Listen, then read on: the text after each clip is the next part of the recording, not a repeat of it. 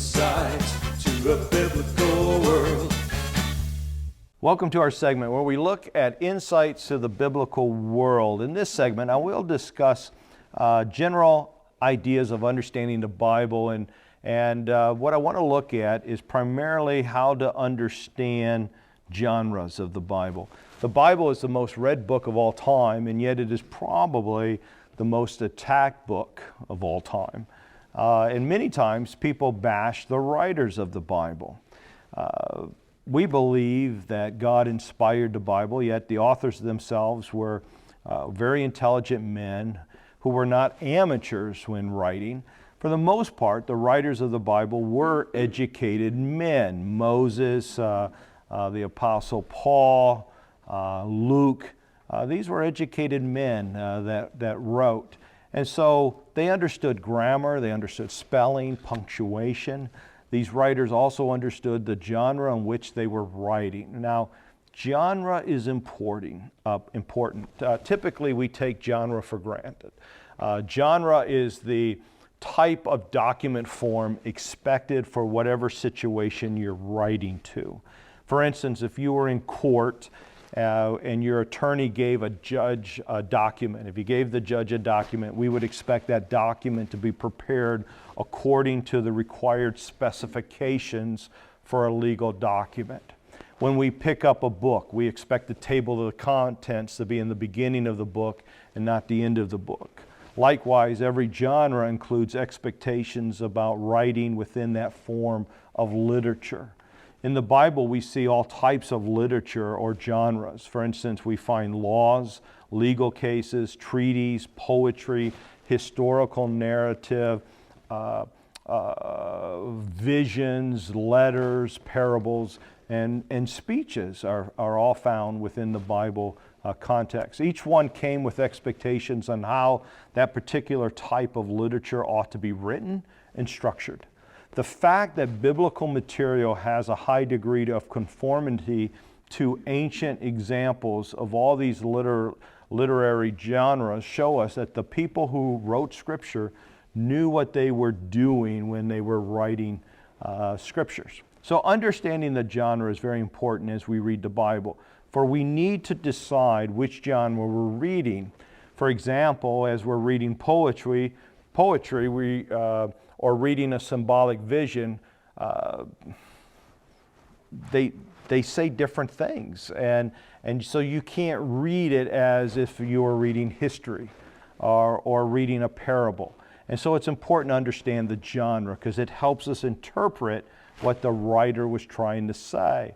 A lot of people read the Bible and go, this is what it says to me. Well, that's not where you start when you read the Bible. You need to say, what was the writer trying to say, and then interpret that. Because if you just say, well, this is what it means to me, that's how you start getting into doctrinal error, and you can make the Bible say whatever you want it to say, and that's not what we're supposed to be doing. So we need to get the genre right and to completely understand the meaning of a text. And so misunderstanding the genre is why so many people misunderstand certain books of the Bible because they don't understand that genre. For example, as I said, we read poetry books differently than we read history books. I'll give you an example. When we look at what many call the Epistle to the Hebrews, when you read over the first chapter, does it sound like other epistles in the New Testament? It doesn't. It doesn't sound like other epistles at all. There's no author mentioned. There's no audience mentioned. It lacks the features we've come to expect from ordinary letters that was written by Paul or written by Peter, etc. So when you read Hebrews, it reads more like a sermon. But when you read at the ending of Hebrews 13, it finishes like a letter. But still, overall, it reads more like a sermon. In fact, it identifies itself as a word of exhortation or a word of encouragement in Hebrews 13:22. So Hebrews is not an epistle, it's actually more like a sermon. So if Hebrews isn't a letter, then it shouldn't be read like Philemon or Galatians. It should be read more like a sermon in Acts or a sermon of Jesus. And what makes sermons different than formal letters is that they tend to be more generalized than letters. They also tend to be organized around encouragement or warnings rather than, say, a debate. So sermons contain debate on some nature, but not mostly. Mostly it's about encouragement, or you guys need to be careful of this. In fact, when you read Hebrews, it talks more about what to believe or how to behave. In fact, in Hebrews, it talks about holding fast, like in Hebrews 10:23.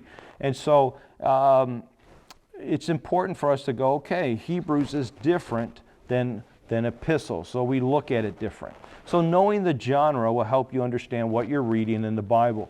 Most of your study Bibles that you have will help you understand the genre of each book when you're reading it. Whenever you're reading a chapter in the Bible, if you have a study Bible, go to the introduction of that book and read that to get an overall feel of what that author was trying to say, who it was written to, the time it was written. That will help you understand what you're reading, because we want to know what the writer's intent was when we read the Bible. Please remember that we believe the Bible helps us understand God and what He wants from us. I hope the more you read the Bible, the more you learn to trust it. And we'll see you next time at Insights to the Biblical World. Insight to a biblical world.